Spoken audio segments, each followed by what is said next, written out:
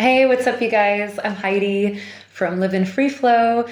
And a little bit about me. I've been a digital nomad now for about 4 years. So, meaning just moving around with just a suitcase and a backpack and not really having any home base, and probably spending about 1 to 3 months in each different city, kind of depending on how much we like it.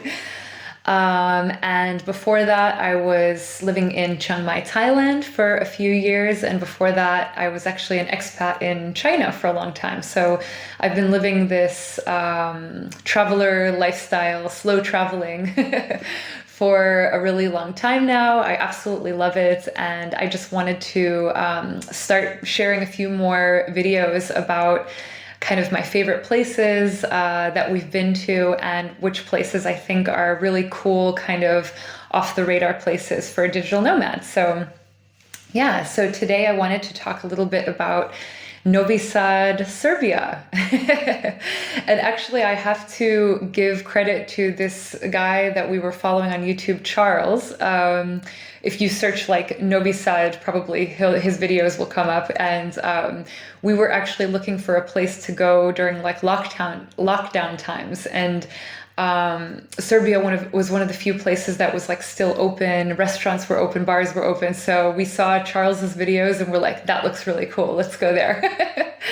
So we were there the first time, yeah, for a couple year, for not a couple years, a couple months in 2021, and then this year.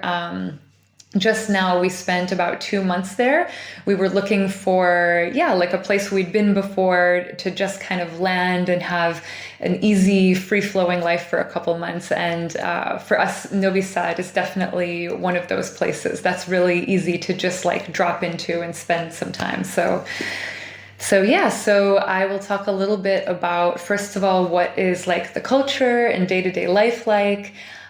Is it a good place for digital nomads with all of the kind of criteria that comes along with that?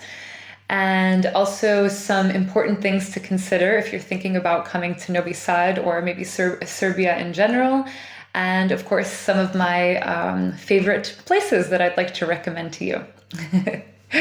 So yeah, so first of all, we really loved the vibe in Serbia, especially when we were there in 2021. It was like, the whole world was like locking down. And as soon as we crossed the Serbia border, it felt like this feeling of freedom, because we knew everything was going to be open. And we arrived, it was pretty cold at the time. It was like, February, it was even like snowing a little bit, but we just came into the magical, the downtown square, which is just absolutely gorgeous. It's like the Austro-Hungarian style of buildings, so it really looks like kind of like a fairy tale. And it was snowing just a little bit, and there was like a lone saxophone player on the square, and I just felt like, oh, like this is amazing. And we arrived pretty late, so it was like 1 a.m. or something, and there was a pizza stand open. And I remember we just went and we got this hot pizza for like just a couple dollars and just devoured it out there in the cold. So honestly, I might be a little bit biased when it comes to my feelings about Serbia, because that was our beginning. That was our first experience when we came there. And we just ended up making so many great friends there. Actually, we met people partly through the Facebook group. Like there's a Facebook group for expats, so that's a great place if you want to meet people. But actually, I think we met a couple people just on the streets who then like later invited us, to like go out for drinks or whatever, go out for lunch with their group of friends. So we just felt really welcomed there, and like it was just the right fit. But of course, everything I say, also, you could use your own filters, because after traveling for so long, we realize, this style of traveling, and also, not every place is for everyone. It really just depends on your specific preferences. So yeah, Novi Sad, I think it's great for people who are not looking for too much, busyness or entertainment. It's just like a smaller city, like a really easy day-to-day life. One thing that we really love about it is how walkable it is. So it's kind of like if you're staying in the city center, like everything is like no more than a 15-minute walk away. And that's something that we really like in terms of sizability, you know. So we stayed this round in Novisad, like if this is the city center, we stayed like just north of the city center near the fresh market. And from there, it's only like a 5-minute walk to the riverfront. We loved the riverfront. So if you're into like biking, rollerblading, or if you just like to go for long walks, that's really the place. And, you know, this time around, we were just there last month, so it was summer. It was really hot. I think there was also some kind of like heat wave coming through Europe. But at least in the evening time, you know, it's super safe, you know, so even at nighttime, like 9 p.m., like everyone is out because in the daytime, it's just too hot to be doing anything. So at nighttime, that's when really this time, like the city kind of came alive, and always the center is such a vibrant place. Even the first time that we were there during lockdown times and kind of still winter, you know, you would just walk out into the square or into like the main strip, where, you know, where most of the restaurants and bars are. And it was just such a beautiful, lively vibe, you know, and it just seemed like people were just living their life and not like feeding into the whole world drama that was going on. So I think that was what really, one of the things that really made me fall in love with Serbia is like people are like, I would say even like a little bit rebellious, you know, and we've talked to some local people about this, and, you know, it's a difficult region, like historically, you know, there have been a lot of conflicts in that region, and, you know, what our friends and even sometimes taxi drivers and things will tell us is that, you know, they really value their freedom and their independence. And you can kind of feel that also just kind of in the day-to-day culture. So really big fan of that vibe. Kind of a downside of kind of just the overall vibe is that everyone still smokes cigarettes. So it's like, if you smoke cigarettes, then great, you'll be happy because you can smoke everywhere. You know, inside restaurants, you know, bars, whatever, everything. But for my boyfriend and I, we don't smoke anymore. So this is really kind of an annoying point. You know, sometimes when you're sitting at a restaurant, you know, there's like 3 people just smoking right next to you. So I would say that's kind of like the main downside. And then the other thing to kind of consider is, like, this is one thing I think many travelers are just not even aware of, is the air quality and the AQI, the air quality index. And there's many different websites that you can look up this information, but I'll put a link below to the website that we always use because we feel like they have the most reliable information. Yes, sometimes the air quality is just not so great in Serbia in general. But we did find during the summertime just now, it was definitely better than the winter. But when we were there the first time in around like February, March, there were definitely some days where, you know, the air quality was kind of in like the red zone, if you're familiar with like the PM 2.5 ratings. So if you are sensitive to like air quality or have asthma or anything like that, you know, that's definitely a consideration. If you were going to spend an extended period of time there, I would definitely recommend going, spring, summer, fall are definitely better, and avoiding the winter. Because actually it's this whole Balkan region, and even parts of Eastern Europe, you know, including like Poland and Romania, we realized do have this air quality issue in the winter months, you know, and I think it's largely because of the coal heating, you know, so which, you know, spikes up obviously dramatically in the winter. So that's just kind of a side note in general for this area. So it definitely, in the warmer months, you know, it's better in air quality. I think Belgrade's another story. I think it's a big, busy city, and there you always have like kind of lesser air quality. So that's what we liked about Novi Sad is, especially if you're staying around the city center, you don't actually have a lot of, pollution from the cars and the traffic and everything, because it's mainly small streets, and then the city center is all pedestrian, right? So, so if you kind of stay within that area, you're all good. Okay, so the next thing I wanted to talk about is is it nomad friendly? And we kind of consider nomad friendly. It's like, is there already like a community of expats there? Are there like cool cafes to hang out and work from? Personally, my boyfriend and I, we don't really work at co-workings. So that's not something we're super aware of, just FYI, in case that's something, that's very important to you. I'm not sure if Novi Sad has any co-working places. They do have some pretty cool cafes. Again, the issue with that is like a lot of times people are smoking. So in Novi Sad, I didn't choose to work from any cafes. We would often go to this beautiful cafe in Dunavski Park. So it's the park that's just right next to the city center. And the vibe is so cool. They have the best espresso and Fredo, which is, if you're not familiar, it's this like Greek iced shaken double espresso thing, and it's just amazing. So that was kind of like our go-to coffee place, is like we'd grab a coffee there and then walk around the park, and the cafe lets you take like the real glasses, which is really nice because I don't like drinking out of like a plastic or paper cup. It's also wasteful. So, you take the real nice cup, and you can just sit there on a park bench, and they even have these little stools for you to put your drinks on. So that was really just like our favorite coffee place. And there's also the Serbian brand, kind of like the Serbian version of Starbucks, but like cooler than Starbucks, is called Cafeteria.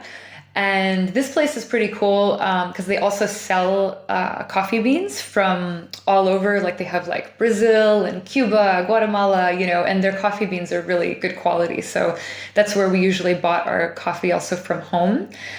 And they also have a pretty good brunch, pretty decent. Our favorite place for brunch was actually called Pascal. So it was like really, really high quality, massive omelet with nice salad on the side, and, just kind of a bit, I guess you would call it like more like trendy-ish. I definitely would recommend that place for brunch. And then there was another place we really loved in the center, Corso.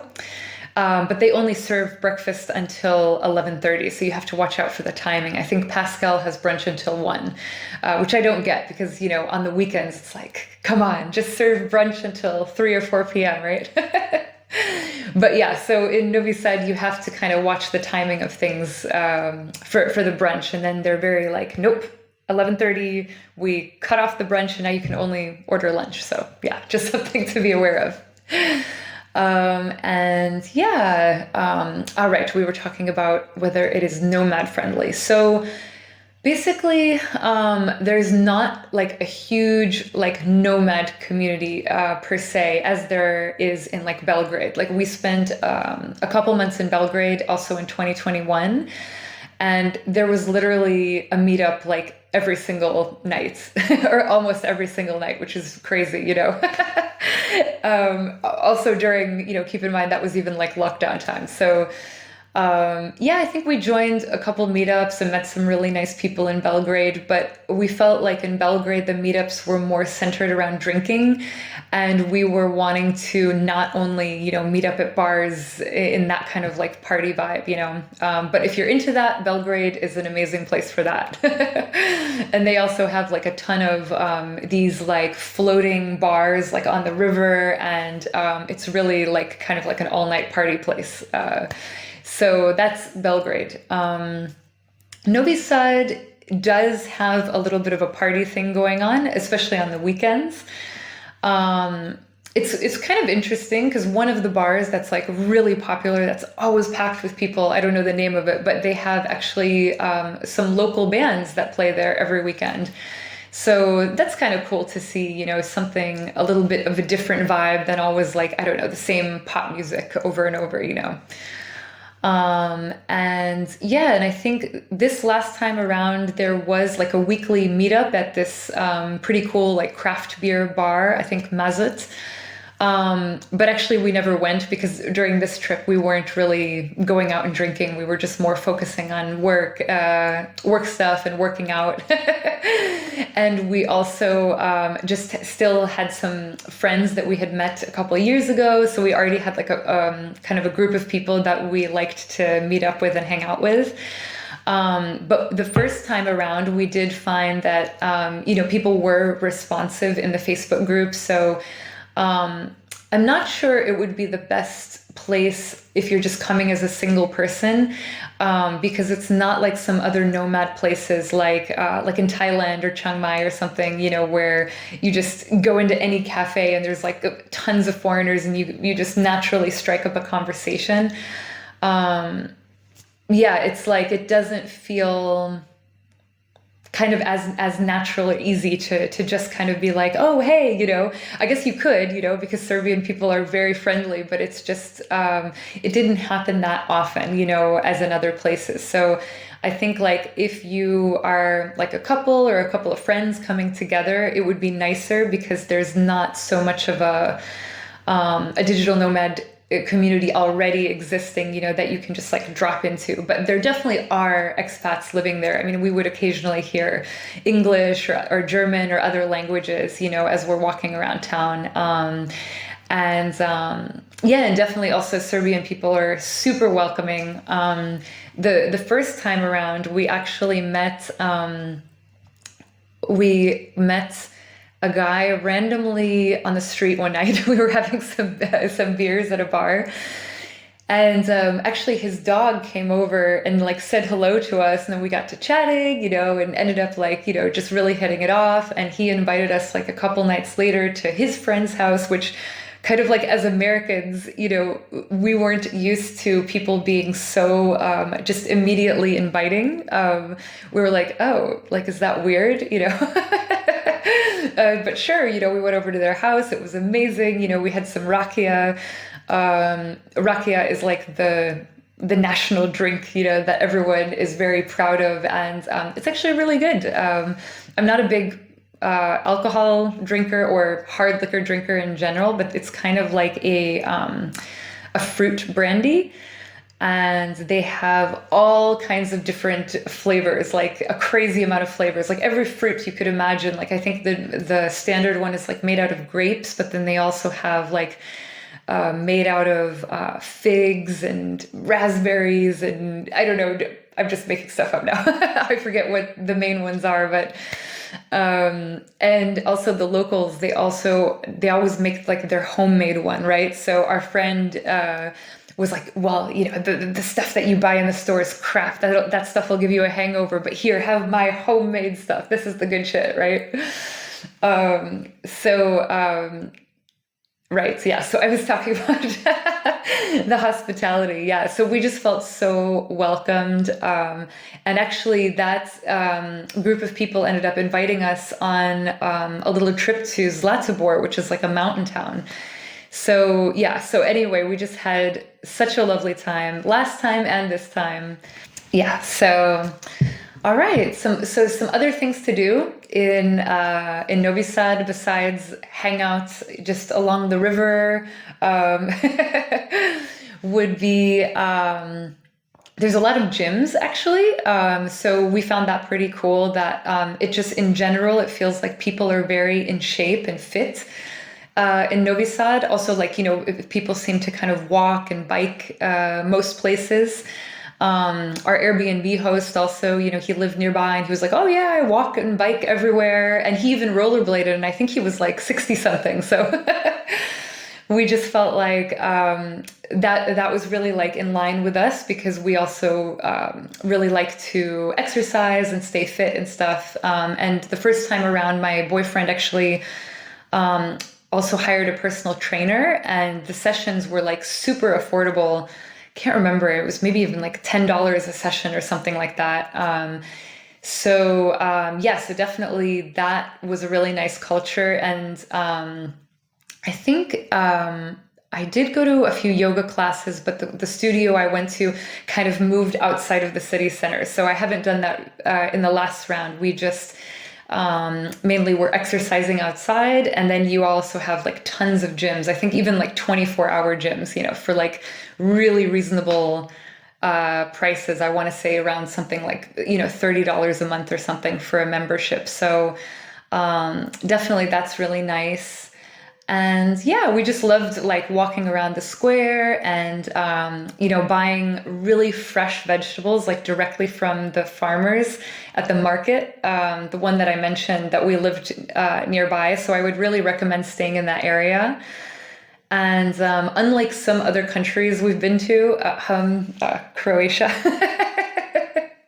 No, we liked Croatia, but just at the market in Croatia, they would clearly just charge us like the foreigner price. This was in Split. So actually we just really appreciated that here in Novi Sad. Actually, many of the prices were just listed there. So you know that they're giving you, you know, the real price. And also, you know, just the prices were very reasonable. So, and the farmers, they were really fun to interact with, you know. This older guy, I think he spoke, I speak a bit of German, so he spoke a bit of German, like very little English, and he was like, risky? Okay, he speaks Russian and a little German, little English, but even if they don't speak English, some of the older generation, people are still so friendly, and they'll just speak to you in Serbian, and you just kind of see what happens, you know? So they're not like, oh, no, I don't speak English and won't interact with you or something. So people were really, really friendly and really, you know, they do their best to connect with you and communicate with you. That reminds me, I needed to have my backpack fixed because I got like a hole in it from checking it at the flight. And it literally got like a hole pierced through it. So we were kind of on this mission to find like a repair shop. And Serbia has all these like old fashions. They call them obukar. And it's like a repair shop for like shoes and bags and things like that. So yeah, we were like on a mission throughout town trying to find someone that could fix like my kind of backpack. And people were so helpful. They were like, okay, go to this alley and you go down to the end of the alley and it's like this guy can do it, right? So, you know, we get in there and the guy, I think he didn't speak English, he didn't speak German, but he spoke Italian. And my boyfriend speaks Spanish pretty well. So they were able to connect just some words here and there. And it was just such a, you know, a fun interaction.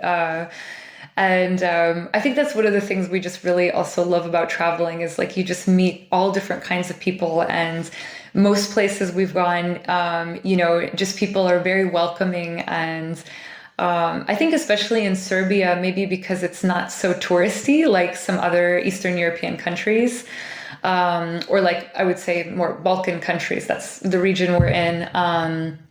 Like Croatia, I think has gotten really touristy already. So, you know, maybe people are not, and we didn't feel people were as curious, but here in Serbia, people are like, oh, where are you from? And, oh, what brings you here? How come you're in Serbia? You know, because they're surprised because they still don't get so many tourists. So yeah, so I think that's another reason why it's a really nice place to check out.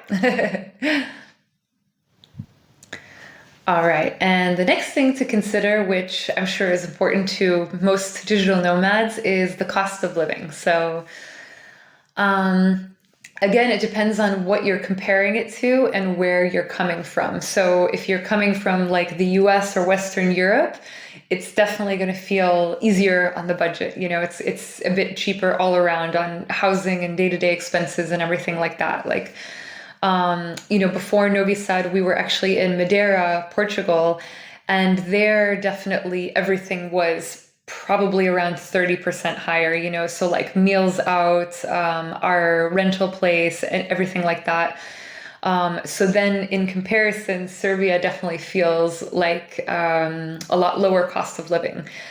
But if you're coming from maybe somewhere in Asia, then maybe it doesn't actually feel that cheap. Yeah, like both of our apartments that we rented two different apartments for like almost 1 month each.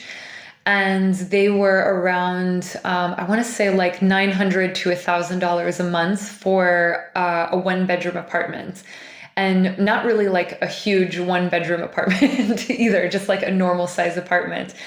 So, but also it really depends on, what, kind of like the quality that you want and everything. Like we usually want something that's nicer quality and kind of stylish and remodeled and has like cool furniture and stuff like that. So that does come at kind of a little bit of a premium. And I'm just, saying like as in comparing to Asia or something like that, maybe in Asia you could find, and I just keep referring back to Chiang Mai because that's somewhere I lived for like 3 years.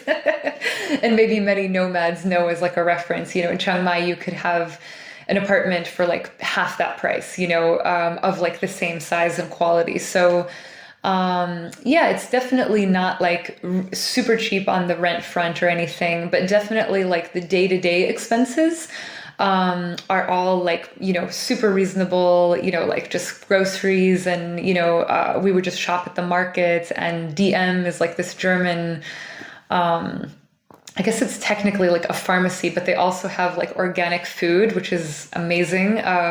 Just like organic rice and lentils and some canned stuff and coconut oil and all these like staples that we really love to have. And other costs, just like eating out, like I think like anywhere you can find the whole range, we went out a few times to like a really nice fish dinner. And there's a couple places that are really good if you want like a nice dinner out. One is Project 72. And the other one is called Fish and Zelenis. I'm not sure if I'm pronouncing that right, but I think they're actually the same owner. And there it's really like kind of like a casual fine dining meal. And I think for the two of us, sharing a fish main dish and probably 2 or 3 different appetizers with wine, I would say it was probably around $35, max $40 or something like that, for 2 people. So it's a pretty great value, versus, like if you compare it to like Portugal or something, sometimes even just kind of a normal meal out would be like $30. And another place we ate at quite frequently, which is just kind of like a casual lunch place you can pop into, is this new place called Sweet and Green.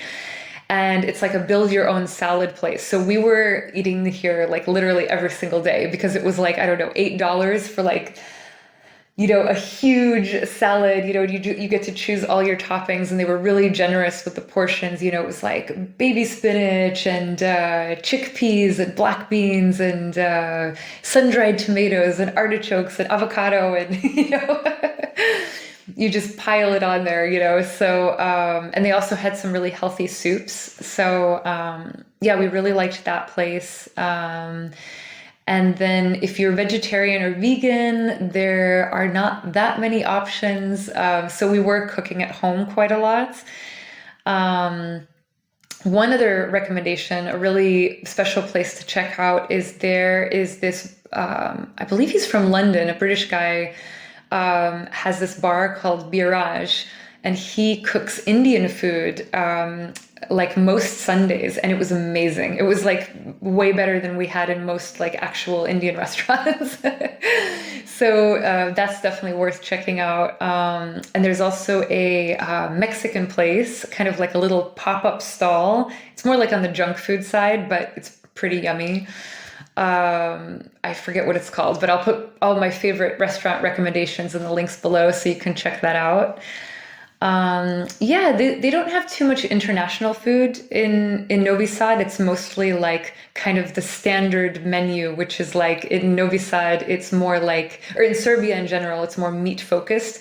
So they really like this like cevapi, this kind of, I'm not a meat eater, so I don't really know how to describe it. but it's like this roll of meat that's, very oily and fried. And my boyfriend really likes it. But yeah, I never tried it because I stopped eating meat probably like 12 years ago. But yeah, that if you like meat, then you're going to have a lot of that kind of food. And if you're vegetarian, yeah, there's like a few things on the menu. Vegan is more difficult because a lot of the food does have cheese. I don't really eat cheese anymore either, so I do eat fish, so that kind of helps. But there is a really good like Serbian style vegan place called Veggie Veg, and I would highly, highly recommend it. We ate there all the time. The first time we were in Novi Sad, like, 2 years ago. And I think now their hours are only until like 1 p.m. So you gotta, check check their hours before you try to go there. Yeah, so I think that pretty much kind of sums up our experience there. Oh, and another thing, actually, this is kind of cool. There's this kind of island. I don't know if it's really an island, but like you go all the way down the river, and then there's kind of like this thing of land like sticking out. And that's a pretty cool place to hang out on the weekends. There's a restaurant called Picnic, and next to it is kind of like they play techno, kind of like a lounge bar type thing, but just kind of very casual on the grass. Everyone's lounging in chairs and having beer and wine and everything on the weekend. So that's also something really cool you can do. Oh, and then one more really cool outing you can do is there's Fruška Gora National Park. So you can actually take a bus there from the city. And there's like some hiking trails and stuff. And there's also a place there that sometimes has like live music in the park, like jazz in the park. So that's pretty cool. And there's also a little town called, I don't know if I'm pronouncing this right, but Sremski Karlovski. And you can take the train there. Now there's a high-speed train actually to there, and also a high-speed train to Belgrade. So that's another really big plus about Novi Sad, is like if you want kind of more like a quieter lifestyle, then you could stay in Novi Sad, but then sometimes go to Belgrade on the weekends if there's like a party or a meetup or something like that. And it's only like, I want to say like $4 for the train. And you can just buy them like the day of. Just go to the station and buy the tickets and get on the train. Unless it's a holiday or something, then it might be sold out. But in our experience, it was really easy to just grab the tickets and get right on the train. Oh yeah, but back to this, the town I mentioned, Sremski Karlovski, is kind of like this very cute little wine town. And they have this kind of, I forget the particular kind of grape that they have, but it's kind of like a sweet dessert wine. So you can go there and taste this and buy a bottle if you drink wine. And there was also this really nice restaurant. I believe it was also on a river that we ate there, and it was just the most amazing local food. Again, not so much for vegans, but we had some really good fish there and really fresh salad. Like, the produce in Serbia is always like so fresh. And a lot of it feels very like natural, especially if you buy from the farmers, it feels like it's more organic, even though they don't like advertise it as that. All right. So yeah, I think that was about all I wanted to share about Novi Sad. And if you have any questions about what it was like, living there, or like maybe some questions about your particular situation, feel free to just drop it in the comments below and I'll try to respond as soon as possible. And there's one more thing about Serbia in general that's really, really important to remember. So, or not really remember, because no one tells you this, right? So when you arrive, apparently you're supposed to register with the police within 24 hours of arriving. And if you've booked somewhere like a hotel or Airbnb, they're actually supposed to do this for you. But in our experience, they never do it automatically, right? So it's called a white paper, or like a registration. So definitely I would recommend getting this paper just in case. Like, you might not need it, but we needed it every time. And also, we just left Serbia by car with a taxi to go to Romania. We're in Timisoara right now. And actually, they did ask us at the border. They said, "Where's your white paper? Where's your registration?" And luckily, we had it. And then they were like, "Ah, okay." And our cab driver said, "Oh, it's really good that you guys have that because, they can try to charge you something, right? If you don't have it, or say like, oh, now it's going to be a big problem and whatever." So that's one reason you might need it, is when you're leaving, especially I think at the land borders. And then the other reason you might need it is like, if you accidentally overstay, which, well, we on purpose overstayed the first time because it was like lockdown times. You need this paper to do anything like bureaucratic or official in the country. And it's really hard to get if you didn't register like 1 or 2 days after you entered the country. So definitely I would recommend, if you have an Airbnb or a hotel, let them know before you even arrive, I'm going to need this white paper, and they have to do it for you. So it's not like they're doing you a favor or something. Like, they're supposed to do it, and you're just like reminding them so that you have this and don't get into issues later on. Because I was actually applying for German passports in Belgrade, and they also needed this registration paper. To do anything official, you have to be registered. So we actually had a little bit of a problem because our first Airbnb, we were just in Belgrade for 2 days. We forgot about it. And then later I was like, oh, I need that paper. And I messaged her. And of course, by then, we're not staying there anymore. And she's like, oh, it's going to be really difficult to get it and whatever. And we were able to sort something out with an agency, was able to help us out with the white paper. But just to cover your bases, just in case you need it for anything, or you get asked on the way out of Serbia, definitely get your white paper. So, but anyways, all in all, really beautiful place, really beautiful people. And if you're going to be traveling in this region, or, say you're in Europe and your Schengen days are running out or something and you want to stay in the area, definitely Serbia is a really cool place to check out, and Novisad in particular. So, yay! Oh, and by the way, if you guys want to see some of the pictures that I took in Novisad and kind of get a feel for like what our day-to-day life was like there, you can follow me on Instagram at liveinfreeflow. So, yay! I will be posting some more videos soon about other places that I would highly recommend, as a digital nomad. And also I'm going to be talking a bit more about how to build your business as an entrepreneur and digital nomad. So, yay! Hope to see you guys soon. Bye!